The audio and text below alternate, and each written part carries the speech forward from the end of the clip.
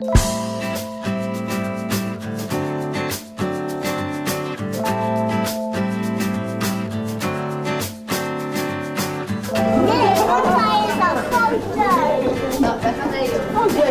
jij ook zien?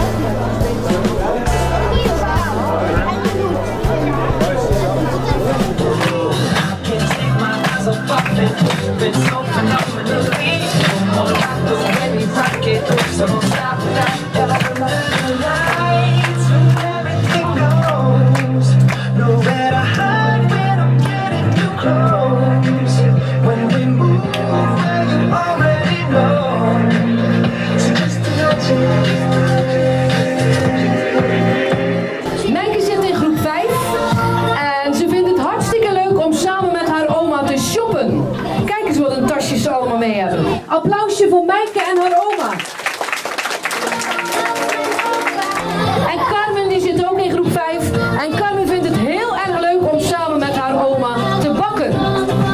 Cakejes, koekjes, van alles. Applaus voor Carmen en oma. Esmeralda.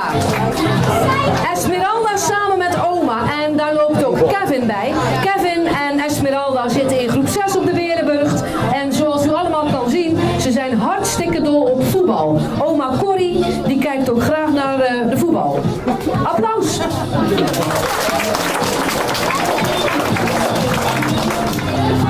En dan is het nu de beurt aan Randy. Randy uit groep 6. Die loopt samen met oma. En volgens mij loopt Troy daar ook nog bij, hè? Ja, en zoals u allemaal kan zien, Randy is een crosser. Hij crost in akselachtige Randy. En die doet het hartstikke goed. En Troy zit op turnen. En oma vindt het hartstikke leuk om naar de jongens te kijken. Zowel naar de turn als naar het crossen. Applausje!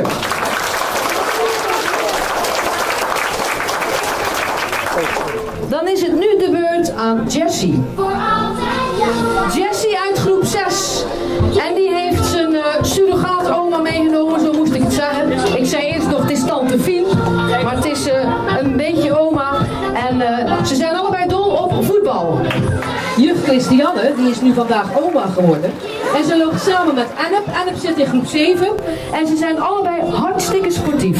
Ze houden van rennen, hard rennen. En dat laten ze nu samen eventjes zien. Annep en juf Christiane, applaus! Klaar! Start!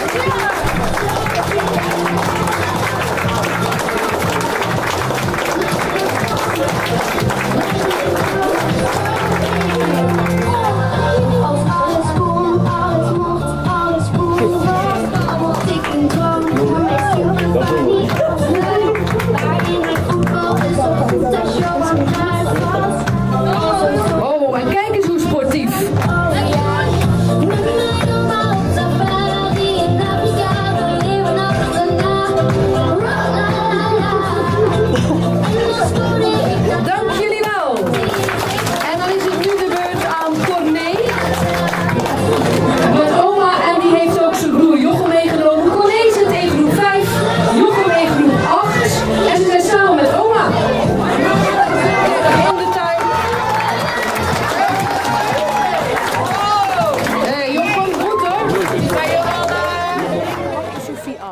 Na een minuut of wat tilde ze het puntje van de deken op en tuurde er onderuit.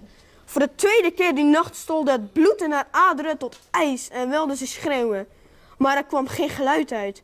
Daar voor het raam, tussen de opzij geschoven gordijnen, keek het enorm lange, bleke, gerimpelde gezicht van de reuzenpersoon naar binnen. Haastig doorzocht hij alle kluisjes. Niets. Lef dacht kortzichtig na. Waar zou Klaus zijn kleren verstoppen? Ineens wist hij het. Hij rende naar de prullenbak en ja hoor, daar lagen ze. Snel kleedde hij zich aan en propte zijn zwemspullen in zijn tas. De brief nam hij mee. Lef besloot de kleedkamer uit te gaan en de gang op. Opende een raam en klom op de vensterbank en sprong naar beneden. Er stonden struiken rond het gebouw.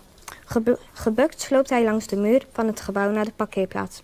Zijn vader was natuurlijk al lang weg. Zou hij hem bellen en hem alles vertellen? Lef wist bijna zeker dat zijn